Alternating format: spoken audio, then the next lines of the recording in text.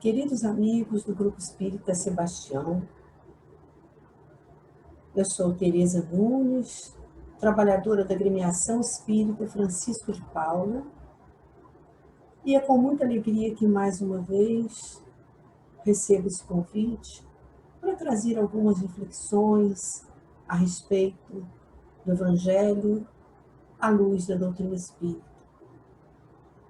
O tema de hoje se encontra no capítulo 11 do Evangelho segundo o Espiritismo, o mandamento maior: fazermos aos outros o que queiramos que os outros nos façam. Esse talvez seja um dos itens mais comentados do Evangelho, uma das afirmativas de Jesus que mais ouvimos, falamos, refletimos, e continua sendo um grande desafio para nós. Porque o aprendizado do amor é uma tarefa constante e que encontra em nós ainda muitos obstáculos, nos nossos vícios, nas nossas paixões, na nossa visão muitas vezes ainda voltada principalmente para nós, para os nossos interesses, para as nossas necessidades. E esse chamamento de Jesus é aquele que deve nos nortear, nos impulsionar na nossa busca de seguir esse caminho, na nossa busca da verdadeira vivência dos ensinamentos de Jesus. Porque não há maneira de vivê-los que não seja através desse relacionamento com o outro. E esse relacionamento, por sua vez, necessita ser guiado pelos seus ensinos. E esse ensino de Jesus, o fazer ao outro aquilo que desejamos que seja feito a nós, é considerado uma regra áurea do Evangelho. Emmanuel, no livro Caminho, Verdade e Vida, na mensagem 41, intitulada Regra Áurea, ele nos traz algumas reflexões a respeito desse assunto. E ele nos lembra que essa regra, esse ensinamento, ele já vinha acompanhando a humanidade antes de Jesus há muito tempo. Vários povos já tinham essa regra. Os gregos, os persas, os chineses, os egípcios, os hebreus, os romanos, cada um à sua maneira trazia esse ensinamento. Não façais ao próximo o que não desejais receber dele, o que não desejais para vós, não façais a outro, o que não quiserdes para vós, não desejais para o próximo. E assim, de várias formas, filósofos, profetas, administradores, juízes, traziam essa instrução, essa orientação, que de alguma maneira, é claro, já vinha inspirada pelos planos mais altos.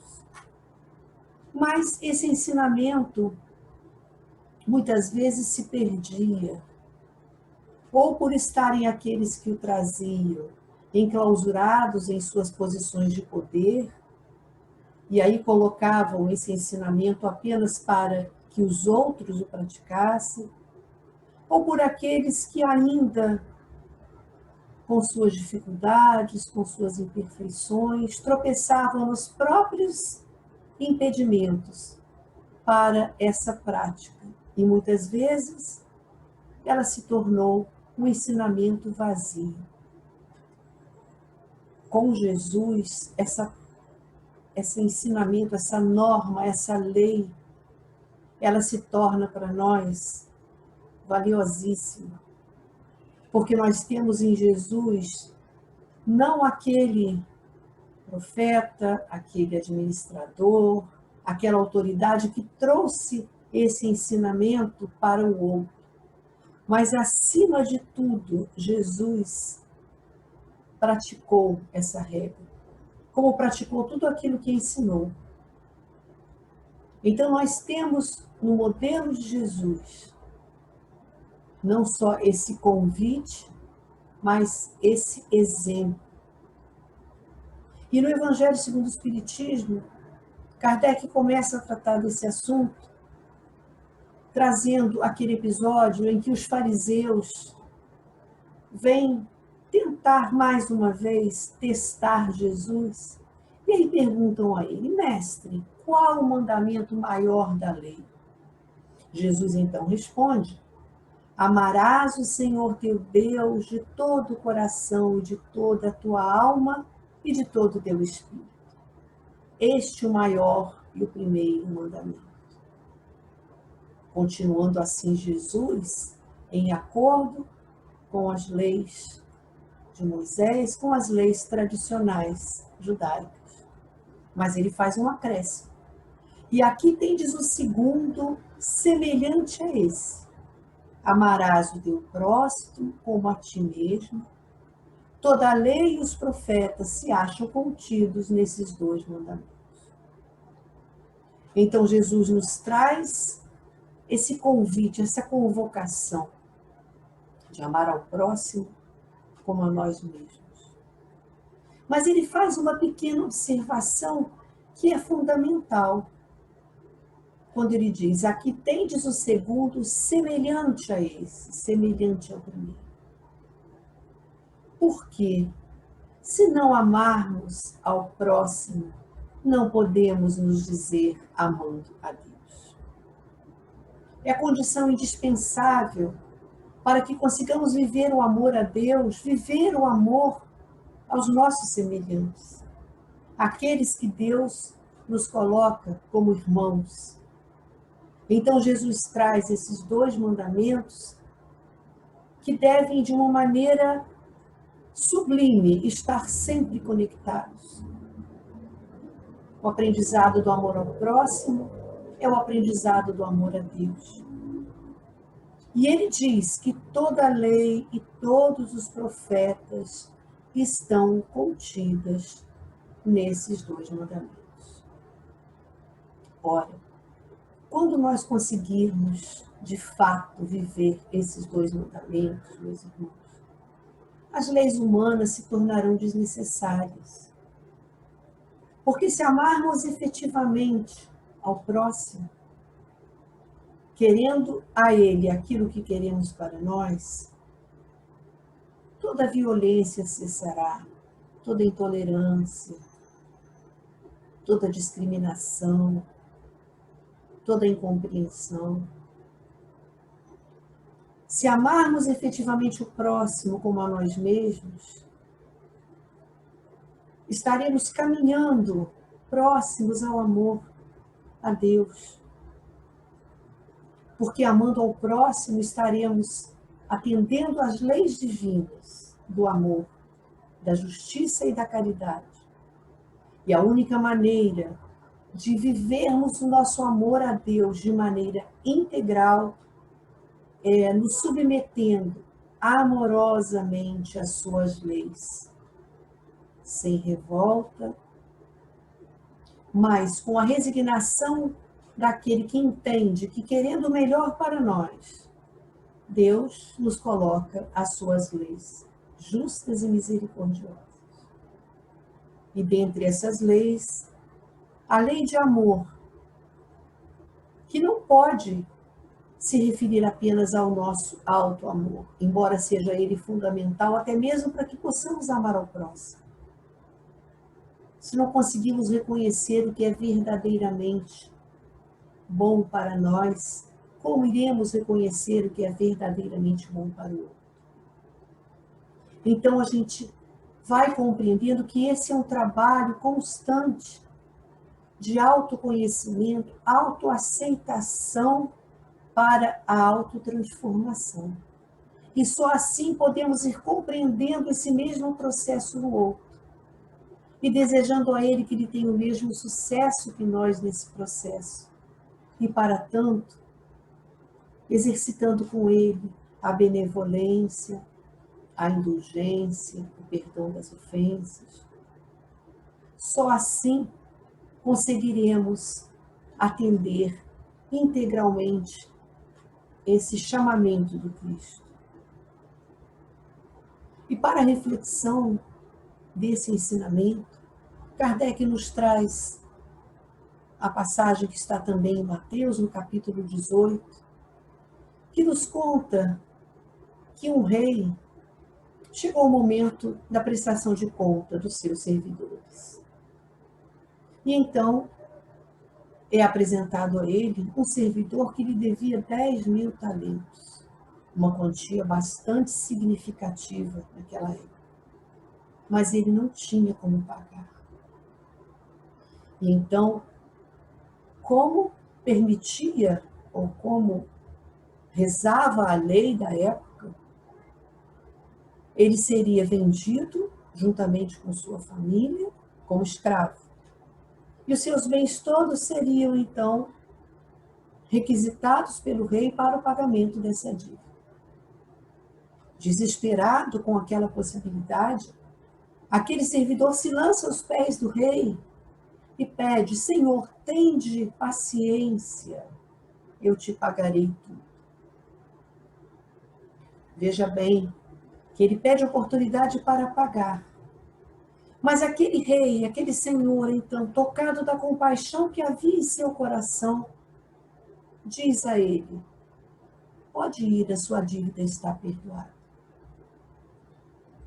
Logo ao sair dali, ele se encontra com um de seus companheiros que lhe devia uma quantia bem menor. Cobra desse companheiro, e esse companheiro se joga a seus pés e diz: eu não tenho como pagar, tende paciência comigo, eu pagarei tudo. Faz a ele o mesmo pedido que ele havia feito há poucos instantes, aquele rei ao qual ele devia. No entanto, aquele homem que havia sido perdoado em sua dívida, muito maior para com o rei, não quis nem escutar. Mandou que ele fosse preso até que pudesse pagar o que lhe devia. Algumas pessoas, testemunhando aquilo e sabendo o que tinha acontecido com ele antes, vão então até o Senhor e lhe contam tudo o que aconteceu.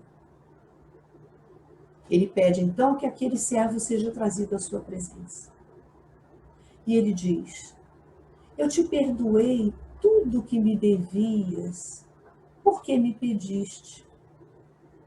Não devias então ter perdoado aquele que devia a ti, assim como eu te perdoei? E então, tomado de cólera, entregou os verdugos, para que o tivessem até que ele pagasse tudo o que devia. E Jesus conclui essa parábola dizendo que é assim que meu Pai que está no céu vos tratará, se não perdoardes do fundo do coração as faltas que vossos irmãos houverem cometido contra cada um de vós. Essas palavras de Jesus parecem muito duras, e parece que Deus, então, será um verdugo duro, rígido. No entanto, precisamos sempre lembrar que Jesus nos falava naquela época da maneira que era possível a compreensão.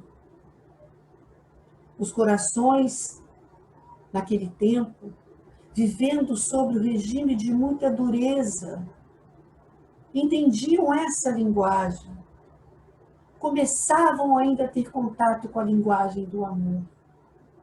E para chamá-los a si, Jesus precisava falar na linguagem que eles entendessem.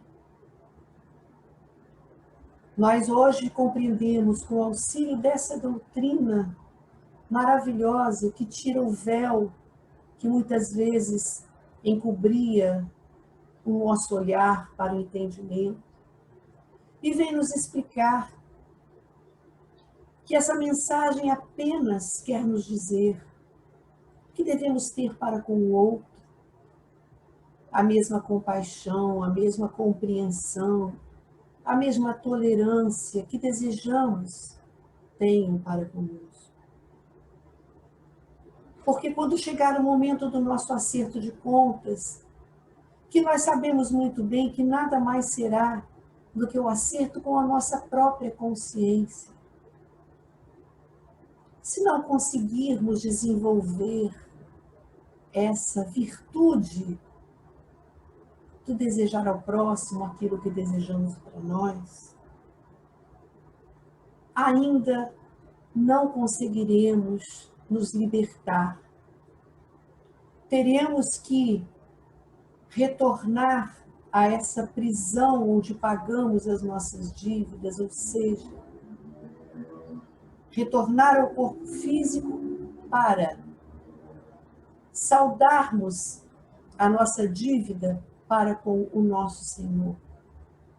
Mas a nossa dívida para com o nosso Senhor, com o nosso Pai Amantíssimo, ela é saldada através da nossa relação com o outro. Porque Deus nada mais quer de nós do que o amor para com o próximo. A passagem de Jesus entre nós nos trouxe essa necessidade de uma maneira muito clara. Viver da melhor maneira com o outro. Então nós precisamos entender que esse ajuste de contas se fará. Como Santo Agostinho nos orienta, se nós tivermos o hábito de fazer aquela reflexão diária, ao final do dia, revermos nossos atos, nossos pensamentos, e daí tirarmos aquilo que necessitamos corrigir no dia seguinte. Vamos tendo a oportunidade de saudar isso dia a dia, de rever essas nossas atitudes dia a dia. E é muito importante nos lembrarmos que essa atitude para com o próximo, de desejar ao outro aquilo que desejamos para nós, não deve se restringir ao desejar. Ela precisa estar presente no fazer. É fazer ao outro aquilo que gostaríamos que fosse feito a nós. E isso envolve uma série de atitudes, uma série de possibilidades. Porque muitas vezes colocamos esse tipo de ensinamento em situações mais que saltem mais aos nossos olhos, em situações que possam nos parecer mais relevantes, mas na verdade, todos os momentos da nossa existência nos convidam a essa atitude, que deve começar pelo nosso pensamento. Não basta não fazermos ao outro aquilo que não queiramos que nos faça. Já é um passo.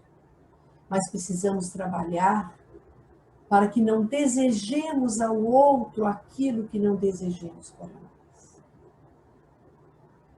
Para que ao ouvirmos alguma coisa, ao presenciarmos, ao recebermos uma palavra de um companheiro de trabalho, de um familiar, o nosso pensamento esteja disciplinado para que não desejemos a ele aquilo que não desejaríamos a nós. Porque se reconhecermos em nós ainda tantas dificuldades e buscarmos reconhecer no outro, essa atitude se tornará dia a dia mais fácil para nós. Comecemos pelo pensamento. Comecemos a não desejar aquilo que não desejamos para nós. Comecemos a buscar exercer a verdadeira caridade, como a espiritualidade nos coloca. Benevolência, indulgência, perdão das ofensas. E isso começa no nosso pensamento. Para que nós possamos, de maneira realmente fraterna, viver com o outro aquilo que desejamos viver. Ter para com o outro atitudes que desejamos que tenham para conosco. Dessa maneira, meus irmãos, com certeza, cessará toda intolerância, toda violência, todo mau pensamento, toda agressão, toda indiferença. Porque, desejando para o outro aquilo que desejamos para nós, tudo isso estará fora do nosso pensamento. Mas é preciso que trabalhemos para isso. É preciso que trabalhemos para que ainda não necessitemos das leis humanas, que vêm justamente botar o limite para que, em tese, não façamos ao outro aquilo que não desejamos para nós. Caminhando evolutivamente, todos os espíritos chegam nessa experiência de viver as leis divinas em sua plenitude, e aí as leis humanas não têm mais papel. Nos mundos superiores, aos quais todos nós chegaremos um dia, o que rege plenamente, absolutamente, são as leis de Deus nos corações. Porque aí, quando atingirmos esses níveis mais elevados, não necessitaremos de leis que regulem a nossa convivência, porque teremos em nós a lei do amor como a lei suprema. Teremos em nós o amor ao próximo como realização máxima. Esse é o convite que Jesus nos faz. Nesse momento em que o nosso planeta, em que a humanidade terrestre passa por tantas dificuldades, por tantos desafios, somos convocados a essa vivência.